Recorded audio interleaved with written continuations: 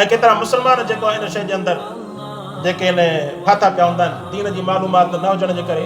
हाणे हिकिड़े माण्हू चयो त साईं जेको आहे इंडिया में या फिलानी जाइ ते वतन माण्हू पथरनि खे पूॼींदा त मूं हुन ते लिखियुमि त जेको आहे जेको अलाह जी ज़ात खे छॾे करे ग़ैरनि जे दर ते वेंदो त पथर त छा हर शइ ग़लाज़तुनि खे बि पूॼनि था, उहे पेशाब पीअनि था। साईं मुंहिंजे चवां थी इहे हुनजो गऊं जो इहो गोबर बि खाई था वञनि, उन्हनि में चवंदा आहिनि शिफ़ा रखियल आहे।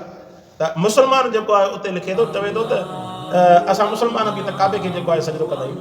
हाणे इहा हालत माना वास्तो न हुजण जे करे, दीन सां वास्तो न हुजण जे करे मुस्लमान जो इहो हाल आहे। मुस्लमान जे अंदरि इहा वरी तौफ़ीक़ बि न आहे। अॼुकल्ह हर को जो पाण दीनदार थियो आहे, मूं हाणे जवाबु ॾींदोमांइ त जेको आहे मुंहं में हया ई कोन रहंदा। त पर इन्हनि शयुनि जी आम माण्हू खे ख़बर न आहे त जिन शयुनि जी ख़बर न हुजे त उहो पंहिंजे उसूल खे मज़बूत करे पोइ पोइनि शयुनि खे छॾे ॾे। हिकु हिकु ॻाल्हि खे जेकॾहिं वठी करे माण्हू हलंदो त पोइ हुनजे लाइ आलिम थियणो पवंदो।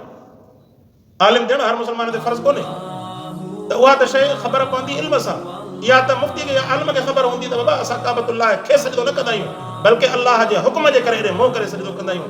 जीअं अलाह पाक जो हुकुम पहिरियां बैतुल मुक़द्दस खे सजदो करण जो हुयो त उन पिया सजदो कयो, जॾहिं रब जो हुकुम फिरियो त वरी हाणे काबतुल्लाह जे तरफ़ मोह करे सजदो अलाह जी ज़ात खे कंदा आहियूं। अलाह जो हुकुम, अलाह जो हुकुम क़ुरान में आहे। तव्हां जहिड़ो क़ुरान जहिड़ो दलील आहे त ॾेखारियो, हमरा पातो न क़ुरान जहिड़ो को किताब आहे त ॾेखारियो। उहो त असां 14 सालनि खां रड़ियूं था कयूं, आहे क़ुरान जहिड़ो किताब त ॾेखारियो न, मथो छा जे लाइ था हणो?